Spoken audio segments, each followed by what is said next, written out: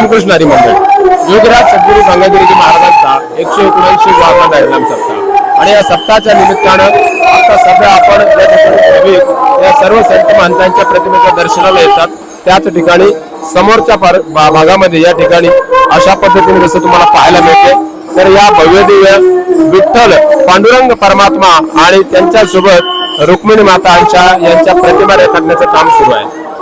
मंडळी एका होणाऱ्या सप्ताहामध्ये दोन पद्धतीच्या दोन वेगवेगळ्या थीम असतात। एक एकादशीच्या पार्श्वभूमीवर ही भव्य दिव्य थीम बनवण्यात येते। आता सध्या त्याचं काम सुरू आहे जसं तुम्ही दृश्यांमध्ये पाहताय। परंतु हे काम कोणी केलंय तर गावाकडच्या एका महिलेने सगळ्या महाराजांचं यापूर्वी आपण रूप बघितलं ते सुद्धा त्यांनी साकार केलं होतं आणि आता पांडुरंग परमात्मा आणि विठ्ठल रुक्मिणीची मूर्ती जी आहे प्रतिमा जी आहे ती या ठिकाणी साकारण्याचे काम सुरू आहे। आपल्यासोबत रांगोळी आर्टिस्ट आहेत हर्षदा मोहीन। काही काय सांगाल आज पुन्हा एकदा या ठिकाणी एकादशीच्या पार्श्वभूमीवर तुम्ही पांडुरंग परमात्मा आणि रुक्मिणी मातेची मूर्ती रेखाटताय, काय आनंद आहे आणि हे कौशल्य कसं प्राप्त होतं? रामकृष्ण हरी, मी हर्षदा मोहीन। आज उद्याच्या एकादशीच्या पर्वावर आपण जी थीम निवडली आहे ती म्हणजे विठोबा आणि रुक्मिणी।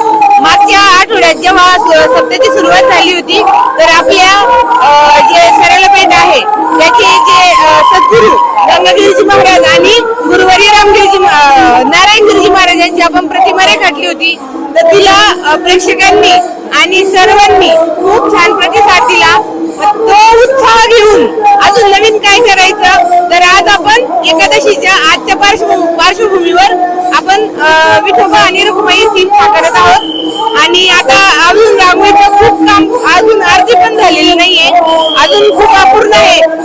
आताच मला खूप छान म्हणजे सर्वांचे मला काय बोलतो त्याला शाबासकी म्हणता येईल, प्रोत्साहन पण असे कौतुकास्पद मला जे प्रोत्साहन मिळतंय त्यामुळे मला खूप म्हणजे मी स्वतःला खूप लकी समजते, खूप भाग्यवान समजते। दुसरी गोष्ट अशी की आता समोरचे जे इथं प्रेक्षक उभे त्यांना असं होतंय ना की रांगोळी कधी पूर्ण होती, त्यांच्या आधी आता मलाच असं वाटतंय की पटपट हात उचलून ही रांगोळी कधी पूर्ण होईल। पण हे पोर्ट्रेटचं काम असं आहे की याला पटपट घाई करून चालत नाही, याला जितका आपण वेळ देऊ जितकं आपण बारकाईने डिटेलमध्ये जाऊ तितकं ते अजून जिवंतपणा येत असतो। तर सगळ्यात महत्वाचं म्हणजे की आमची जी टीम आहे तिच्यामध्ये मेन कलाकार मी आहे, माझ्यासोबत माझे कुटुंबीय पण आहे आणि विद्यार्थी पण आहे। काही विद्यार्थी असे आहे की वेळेवरती हजर राहू शकत नाही कारण त्यांच्या घरच्यांचं थोडंसं म्हणजे काही मर्यादा असतात, तर आज ते आपल्या सोबत नाहीये पण काही हरकत नाही। ही थीम साकारताना जसं आपण वहीवरती चित्र रेखाटतो तर त्याच्यामध्ये अनेक चुका होतात।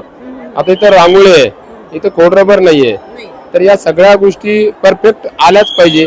त्याचं मोजमाप, हातांचं मोजमाप आणि प्रत्येक अवयव त्या प्रतिमेला साजेसा असा दिसला पाहिजे तर त्यामध्ये मूर्तीचा जिवंतपणा जाणवतो।